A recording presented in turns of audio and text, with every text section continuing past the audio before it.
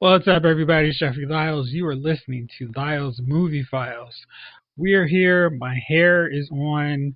I don't even know what it is right now, but it's in a desperate need of cut, and I'm going to start wearing hats from now on because it is improper to be seen without one at this point. Joining me on tonight's show, little brother Jason, Chief. How you guys doing? Good. Chief, you good? I'm well. I'm well. I was making sure. I was making sure I wasn't muted because I was like, dude. Let me check the phone first. I was like, if I speak and I'm muted, I'm gonna feel stupid, even though no one would know but me. But still. That makes sense. So yeah. All right, so here's some interesting, I figured we'd go through a little bit of news first, and then we tackle this big thing that I want to talk about. So, coronavirus, of course, is still everywhere, and seemingly not everybody cares about it. Georgia movie theaters are planning to open this week, but a lot of movies have been rescheduled. A lot of studios have basically punted on the summer movie season. Some have delayed their films until the fall. Others have delayed their films until 2021. And all of this is still in flux because it's not like this thing is over yet. So Warner Brothers made the very interesting news today when they said that the company is rethinking their theatrical model. And that comes off of yesterday's reveal that their Scooby-Doo film, Scoob, is going directly to home digital. They were going to do a theatrical release, of course, and then with Corona, they were like, let's just put it out at home. Trolls made $50 million, or Trolls World Tour Party made $50 million its opening weekend, direct to home markets. So they're going to see what they can do on this. I'm thinking maybe they're going to have that kind of same success. So it'll be interesting to see what happens. So my question for you guys is, does Warner Brothers kind of reflect where everybody's thinking? Like, yeah, we need to start figuring out what films make more sense to send to theaters whenever they open, or maybe it's not a bad thing to just release what we have in the tank now to people at home. You want this, Jace? I'll start it up for a second. I think movies that don't have giant budgets, like your kids' animated movies that you're really not expecting to get great traction on. I mean, you're not. Let's say you're not expecting to get 100 million plus. Those are ones. Hey, we take those off the schedule, and if we do it right, we can potentially put some of our live action movies that cost a little bit more money in those dates, and then see where they go from that point. Like, okay, we're rethinking. Let's try this and see where it goes. And that is like these cartoon movies that don't cost that much, and a lot of them are always direct to they're on the big screen for like maybe 3 weeks, and then after that it's like, well, we know parents are just going to buy it because they want something for their kids to watch anyway, so why not just cut the middleman out, make that money as quick as possible. So I think that's probably what they're looking at as a shift right now. But until they back away on saying, hey, we're just going to give Wonder Woman out for $50 this year versus waiting 2 years because something else is going to come out and delay it again next year. Let's just put it out and actually get the money back. So I think that's where I think they're going to go. Who the hell is going to movie theaters? I mean, I'm not going. I don't know if I see myself going to a movie theater at all. I mean, until like dude, we're wearing masks right now. So you're telling me right now in the next 4 weeks, it's going to be safe for me to go out? I'm wearing a mask right now everywhere I go, and you're telling me and you got to wear a mask for 2 hours in the movie theater. Right. You're telling me for 4 more weeks that everything is going to be cool? So your boy Lucifer, your show Lucifer, was all set for renewal for a 6th season. And Tom Ellis, the star, is apparently having some issues with his contract. And that may mess things up for the next round of Lucifer. How are you feeling about that?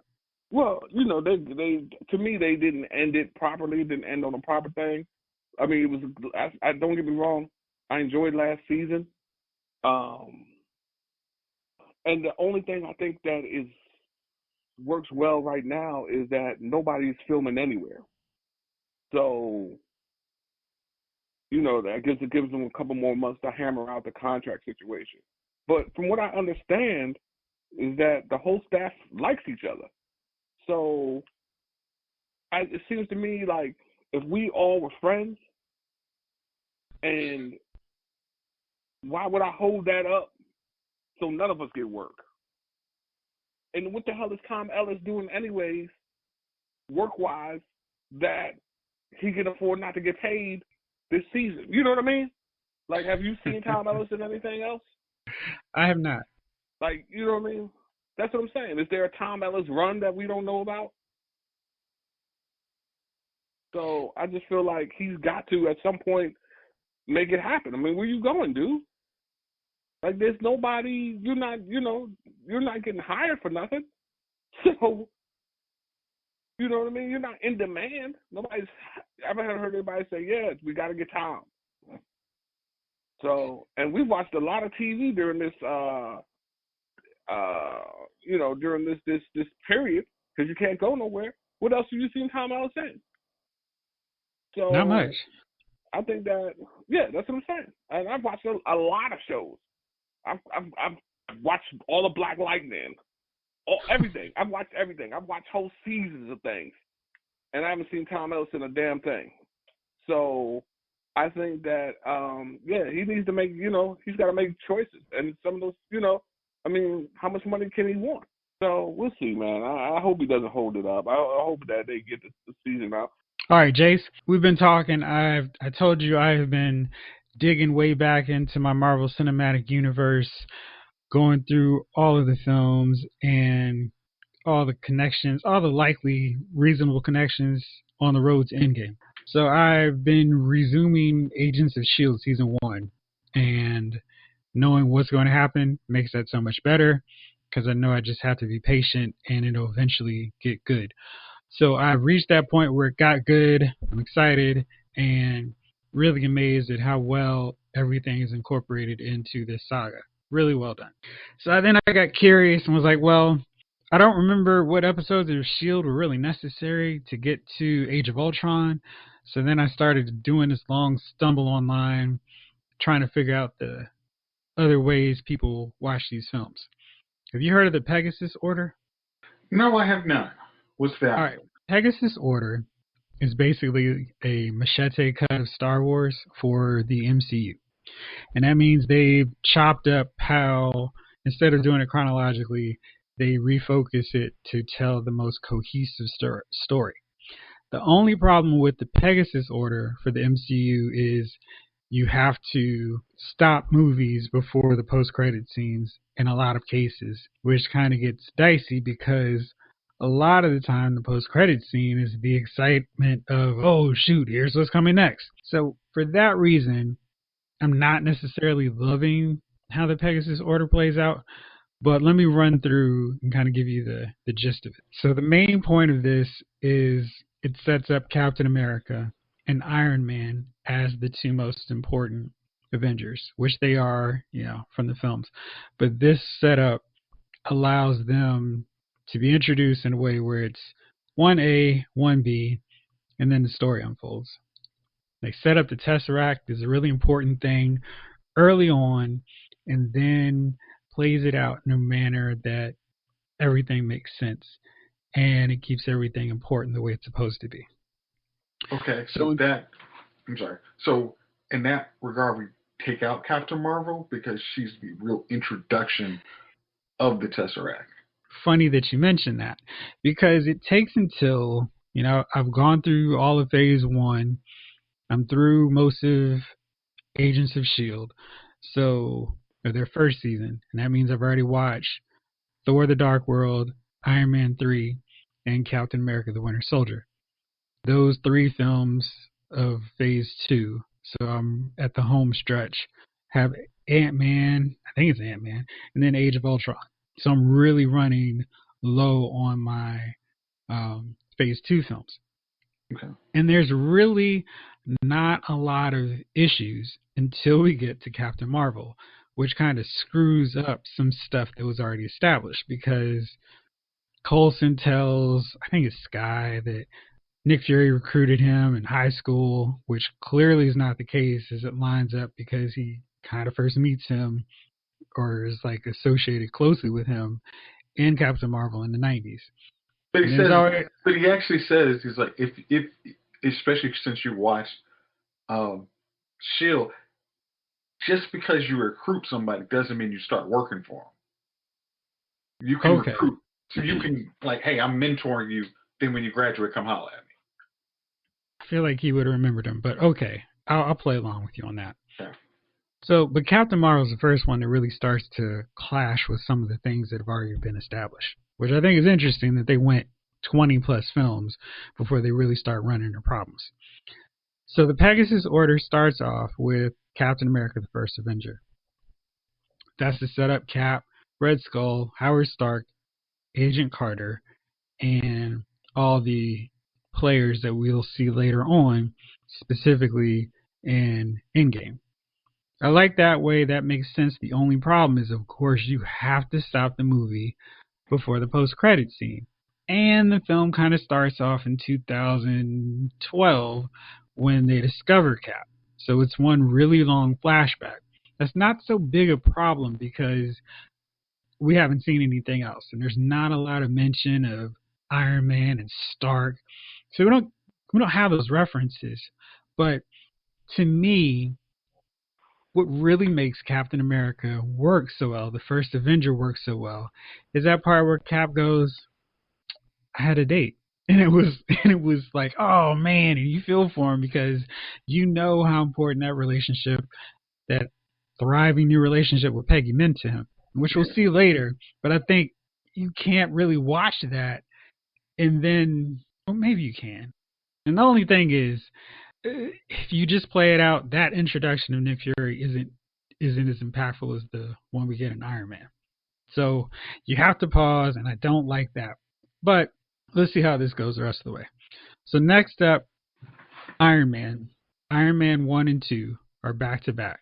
This one cuts out Incredible Hulk entirely, which I guess kind of makes sense, but you also run into the problem of not having Thunderbolt Ross show up until Civil War. So that's a slight issue there because... And the fact that Tony Stark doesn't even care. He's like a consultant recruiting for the Avengers in that post-credit scene. That post-credit scene doesn't really make a lot of sense because he shouldn't recruit Thunderbolt. So dishing that is okay. It's just like a cool thing to show the connection between those two films. But he really should never recruit Ross to work. He's asking for information. It's like, I know you guys have been tracking Hulk for this year. Just give it to me, and I can actually do the job. Well, we don't really get that spelled out clearly, so I understand why you don't have to have that. And if Edward Norton stayed on, yes, but because he's not, it's fine to scrap that. I get it.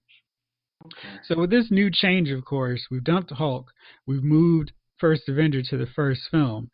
That means Thor goes next. In this way, you get to go directly from Thor to Avengers. That way, you've introduced Loki, you set up the dynamic with him and Thor, and this is kind of like his temper tantrum. I kind of like this because this is a nice segue between the two films. The Thor post-credit ends with Loki seeing Nick Fury, seeing Eric Selvig, and then immediately going into Loki causing problems. I really like that. So I think that works out really well and makes sense. You good with me there? Okay.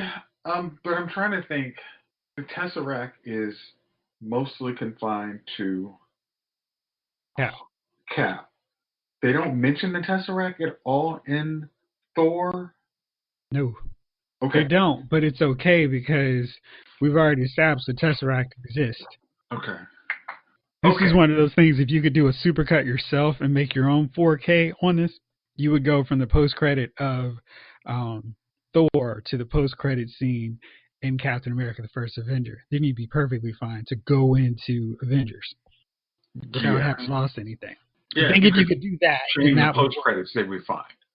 Yeah, I mean, I think Shield's great to watch in a binge format. My momentum stopped because after I think like maybe I did 4 episodes of the first season or 22 episodes, having to stop to write slows it down. But I think you could just binge through it and not really think too long. It would be a better viewing experience to binge. Yeah. I had to watch it like a week to week format. Yeah, and then they'll tie in to Marvel movies like, oh, okay. Oh, yeah, okay. like That's they do cool. a great job of tying in, especially the first season. They work really hard to connect to things. So they tie right into Iron Man 3. They have lots of episodes that give more attention and focus to things that happen in Thor: The Dark World.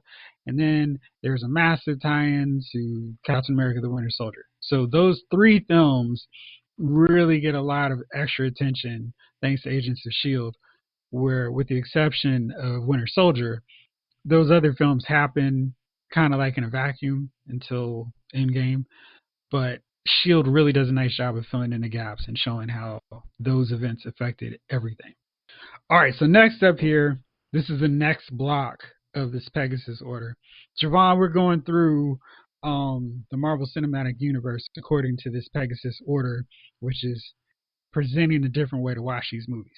Block 2 starts off with Captain Marvel. So the reason they start off with Captain Marvel here is because they've already introduced their aliens running around in this larger world. And Captain Marvel occurs in a period where it's so set alone that nothing else really matters to it. I mean, it's basically, hey, here's Captain Marvel. She inspired Nick to call the thing the Avengers. But if you throw it in here, then it connects to some of the things we just saw in the Avengers. We saw Nick Fury originally get influenced by a superhero and want to come up with the Avengers. So it's kind of like the logic and rationale behind his actions in all of Phase 1, or Block 1 in this case. It shows Coulson, who we just saw get killed by Loki. We see why he wanted to come up with the Avengers, and oh man, there's so many more alien races out there than just the Chitauri. And then, of course, you have to stop it before the post-credit, but I think in this case it's okay. Mm-hmm. And this also is a better introduction to Ronan the Accuser and the Kree, because it keeps sort of a, like watching Captain Marvel when we did, it was like, oh, well, these guys are bad guys because blah, blah, blah, blah. This allows that to be more of a secret, where it's like, oh, okay, so the twist in Captain Marvel is more effective because we don't already have a preconceived notion that maybe these guys are a little bit shady because Ronan's part of them. I like that too. So you just slice off the post-credit scene and you're good. That work for you? Yes. I think that one does, because Guardians of the Galaxy, you're already like, well, Ronan's not really bad for the Kree. Right. He's part of the Kree. He's doing what all Kree do. It's like, we're at war. Like, what's yeah. So I really like that. I think I'm going to shift Captain Marvel in my display shelf and how I watch them, because I like that so much. Then the next one, which is also really interesting, this is where they put in Thor: The Dark World. And the logic here is after Avengers, after the kind of Captain Marvel interlude, then we find out what happened with Loki. He's in this prison, which he should be. So he's there. Thor is dealing with his sorrow, missing Jane. It doesn't feel so long. We've just immediately gone with that Battle of New York.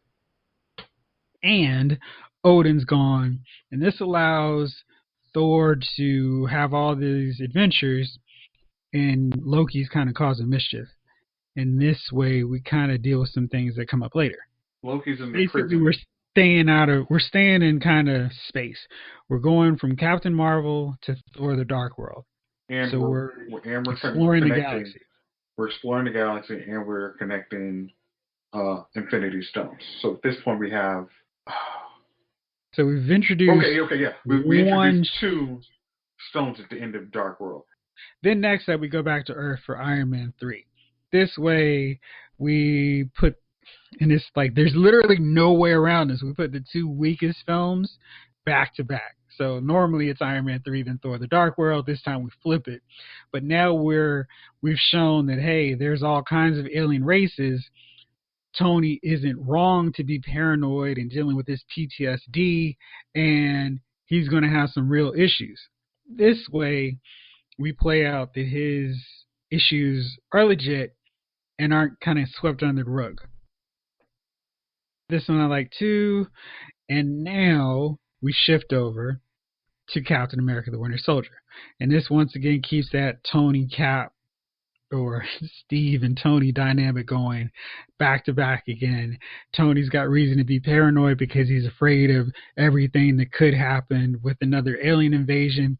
Cap starts to diverge off of being perfect idealistic super soldier because now he's thinking, whoa, everything's not as clear cut as it was. I need to not necessarily trust government and people who are in charge of all these weapons. And that kind of sets up their split down the road a little bit better. I like this too. How about you? Oh, I get from one really bad movie to one good movie, so I'm actually okay with that. Then this keeps it going because then we move over to Age of Ultron, where we've set up Tony and Cap's issues and they're two separate films. Then we start them on this clash of ideals, and we kind of further that with Age of Ultron. And Age of Ultron sets us up with another Infinity Stone. Then Thor's like, I gotta bounce because I need to figure out what the heck is going on. And we send him off for a long time. Then, next up we go to Block 3. And Block 3 is both Guardians of the Galaxy films back to back. Because apparently James Gunn set that up so Volume 2 was not too long after the first one anyway. And if you watch Part 2, there's no connection of Infinity Stones. So we can just watch that. There's no post-credit that messes things up. It just goes from one to the next. It's cohesion. I like it. So we got that back to back. And the only problem is we get two of the same films back to back. But that's a small sacrifice to make the story make more sense later. So I'm down with that. Yeah, Star-Lord's a different kind. He kind of grows up, so I'm okay with that. It's not like you're watching the same film back to back. Yeah. Then you go to Ant-Man. Ant-Man kind of continues that comedic thing where, hey, it's a little less serious, a little less dark than some of these other films. It's fun, keeps that Guardians humor, superhero action going, but we're also back down on Earth. And then you don't need to watch this post-credit scene because we see it later. In the next film, Civil War. This puts Tony and Steve's issues to a head. They're colliding. The Avengers split. Bam. So then we go to the films that immediately follow Civil War. Black Panther, Spider-Man: Homecoming. Those don't really interfere with the Infinity Saga, but they play out the threads of characters we quote-unquote just met in Civil War. So we get Ant-Man, Black Panther, and Spider-Man, three important characters for Infinity War in the spotlight right now. I'm sorry, not Ant-Man, but the other two. Now here's where things get a little slightly dicey, and this is going to be another one we're going to have to stop at the post-credit scene. So after Homecoming, then we go to Ant-Man and the Wasp. I think this works too because this way we keep that lighthearted tone and without messing it up. But we've done Civil War though. I mean that's I mean there comes a point. It's like, yeah, we go lighthearted, but it's like, well, we've got a block of lighthearted films. We've got Homecoming, then we've got Ant-Man and the Wasp. So it's not a haha serious, you know. So this way it kind of puts them on a path where it's serious. Then we kind of ease up a little bit, and then this is all for a purpose with the Avenger films. So we got that. Of course, you can't watch the post-credit scenes because it makes zero sense. Then next up, Doctor Strange. And this explains one of the final Infinity Stones without making you wait so long to understand that Infinity Stone's purpose. I like this here because it directly goes into Ragnarok. And then you go from Ragnarok right to Infinity War. And we've had Thor and Hulk out of the way since Age of Ultron, so that's been a long gap, and we can fill in whatever with those two characters. But we know they've changed over this time. They've had enough time to have all these adventures doing whatever the heck we haven't seen. Then for Ragnarok, Infinity War, Endgame. So you get both. So you end Infinity War and then immediately go to Endgame. And this way, there's no Ant-Man and the Wasp. There's no Captain Marvel. You just go from one Avengers film to the next. I think that's the most important part of this. And of course, Far From Home wraps everything up. What do you think? I almost think, as much as I do like Infinity Wars and Endgame back to back, seeing some of the other, like Captain Marvel is like, okay, I mean, at this, like, because last we saw her, she was so early on in this. She was the start of Block 2. So it's almost like, why the hell didn't anybody call her when stuff was popping off? Like, Nick Fury, you got these Avengers, but based on her power level, when you saw the Chitauri, you should have almost called her. But she's gone. She's like, I'll come back when I'm really needed. And at that point, he's assembled enough people who theoretically should be able to stop an alien invasion. And they do, so everything's okay. I bet if the Avengers started losing, he would have put that text in. Okay. I'm a little indifferent with that because, in common sense terms, I mean, for what it's worth, don't you want your strongest weapon at all times is like to say, hey, y'all can act stupid if you want. Look what we got. We got a nuke and you don't. I mean, that history proves that, you know. Yeah, we got a nuke at the door. So I mean, like almost like how Tony said, a shield of armor around the whole planet is, if you have. It makes. See, the problem with Captain Marvel, of course, is they introduce her super late in the thing, and they have to make some concessions to logic. So introducing her after the first two Avengers, after the first three Avengers films, it kind of makes it like, well, why didn't you? But, you know, I'm going to go with the mindset that it had been years since he had been in any contact with her. Nothing had happened until the Chitauri came, and the Avengers were already in motion to stop them. Like, okay, Tony's doing this. He's made 10 suits of armor. He's on that path. Thor. He's got the Hulk, and he's got his top two agents and a super soldier.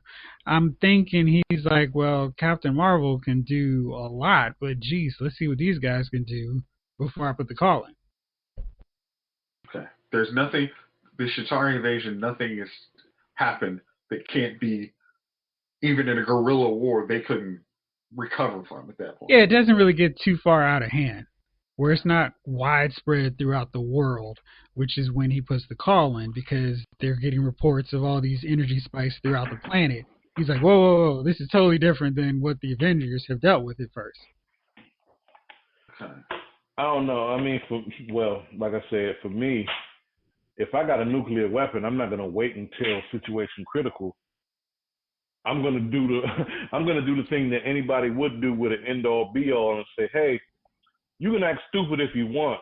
This is what I got to prevent anything from getting any further than it already is. But with that said, we wouldn't have the series of movies. You know what I mean? Yeah. You wouldn't have what you have if you'd have done that. So it's the problem with creating a cheat code character kind of late in the end. It really is. It really is. Hey, she's still not as strong as Ray, so that's all that matters.